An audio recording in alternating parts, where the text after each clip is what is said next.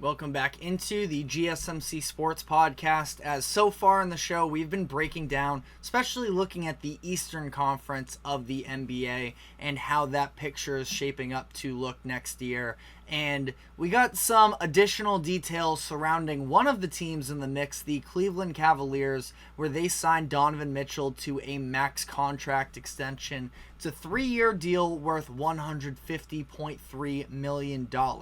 It's guaranteed for the next 2 seasons, and then he is going to have a player option in just a few summers ahead of the 2027-28 season. So, first off, I'm really glad the Cavs were able to pull this off. Literally from the moment that they traded for Donovan Mitchell a couple years ago, the national media was trying to drive a little bit of a wedge there and draw out how he's going to make it to a bigger market like the Knicks or the Lakers or even the Miami Heat.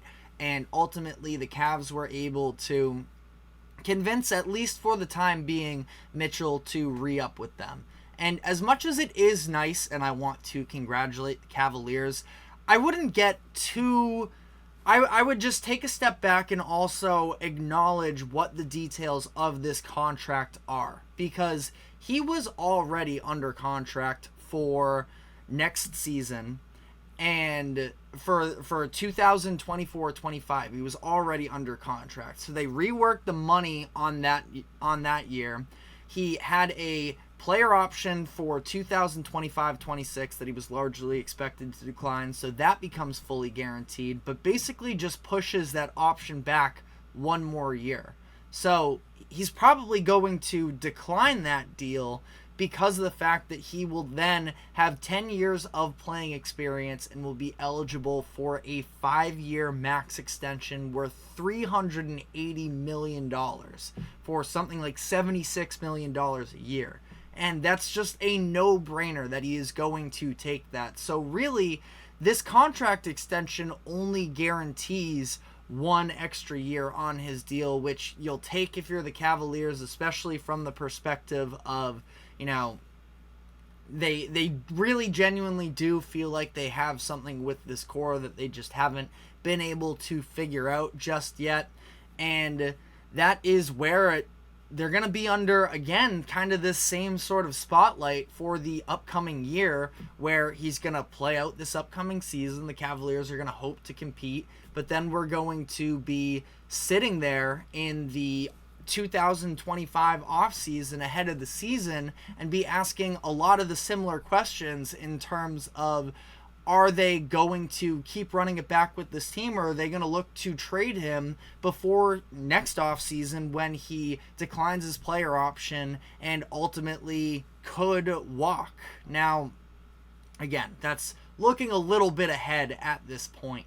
I do just point all of this out because this doesn't fully close the book on, are there issues with Donovan Mitchell, Darius Garland, and the current construction of this roster? Those questions are going to continue to be significant as we move forward here. But ultimately, again, I'm not trying to be too negative on the Cavs there. Again, congrats to them for being able to lock this down. But it doesn't answer all of our questions and concerns. So I've been very vocal about it up to this point, that I do have some concerns with the current configuration of the roster, because I'm not sure if Mitchell and Garland work alongside one another. I'm not sure if Mobley and Allen work together either. The reports are, though, that the Cavaliers feel confident that their new head coach hire, Kenny Atkinson, is going to be able to get the most out of this group. It is interesting. I talked about this before. When Atkinson had his most success with the Brooklyn Nets, it was balancing a number of different ball handlers, not one true, lead scorer. You could say it was D'Angelo Russell, and I believe it was the 2019 season when they were balancing him, Spencer Dinwiddie, and Karis LeVert, and all of them did have to some degree similar play styles, and ultimately that Nets team was a fun one. So there is something to look at least from that perspective, in terms of the excitement level of what Atkinson can do. Spent these past couple years in Golden State as well, where there is definitely a go-to guy. And I would say at this point that Donovan Mitchell is pretty clearly the one, but it's in terms of how can you get the most out of everybody else while still featuring the number one guy. So just, I don't know, maybe these are cliches, but just things to think about in terms of Atkinson's fit with the Cavaliers. Some of the language around the reporting of this deal did catch my eye a little bit, where Woj tweeted in the same thread of the announcement of the contract extension, quote, "A significant part of Mitchell's belief in committing on a new deal comes with his confidence in Kobe Altman's vision to keep building the Cavs into a championship contender and alignment on their partnership together." So Altman is, of course, the president of basketball operations for the Cavaliers, the general manager, you could say, to some degree as well. And it sounds like Donovan Mitchell is now on board for them trying to run it back. Now, it was more so from the Darius Garland camp that Clutch Sports, who he is represented by, were potentially trying to, or were at least considering the idea of requesting a trade if Mitchell did sign an extension. That those stories came out right after the Cavaliers were eliminated from the playoffs in mid-May.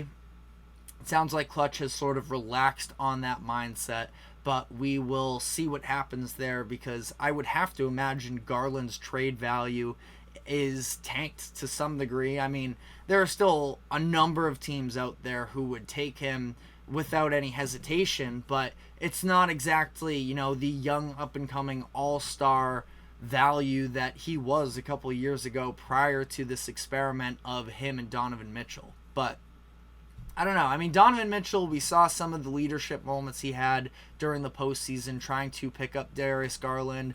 The big three that Garland did end up hitting in, I want to say it was Game 7 of that first-round series against the Magic.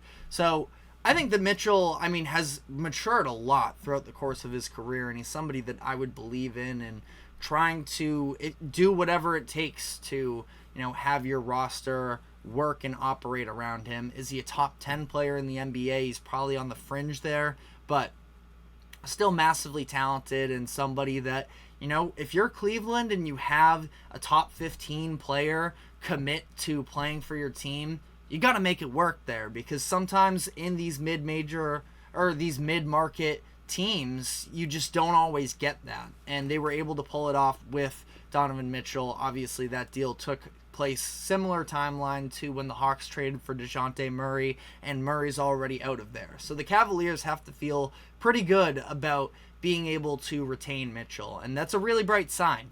Now, again, maybe this was a situation where he just took the deal that could make him the maximum amount of money in the present, while also getting him closer to that contract that could make him $76 million a year. But, again, we'll see. He could have probably signed a 1-year max contract or a 2-year max contract somewhere else. He chose to be with Cleveland and try and be competitive. So it's a great sign for them. Now, again, I have some concerns here. I feel like the Cavaliers should still be at least exploring options.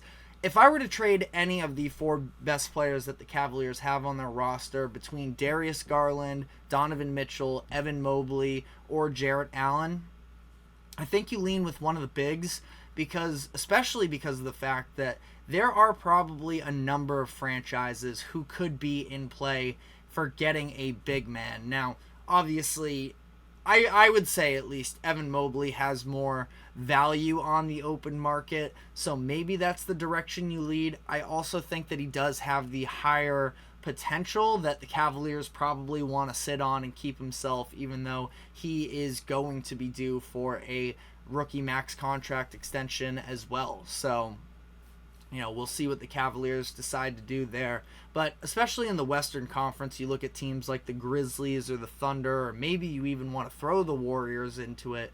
Maybe you could throw the Lakers into it if Anthony Davis wants to return to playing more 4 than 5. That there could be a number of teams that could at least be interested in a Jarrett Allen or Evan Mobley. I think that any team in the NBA could benefit from having a Jarrett Allen. Now, I don't know if that hurts or helps his value to some degree, but I would have to imagine they could get a pretty good return there. And I don't know. I mean, we'll see, obviously, how this plays out. I wouldn't blame them, I suppose, if they feel confident in what they have. They're obviously the ones who see behind the scenes there. So if there is something that they are potentially building on to make the redundancy, sort of dissipate that a little bit, then, go for it. But I just don't know if I personally see it, and I think that we could be looking at potential trade packages for somebody on the Cavaliers come the trade deadline this upcoming season. But we will see about all that.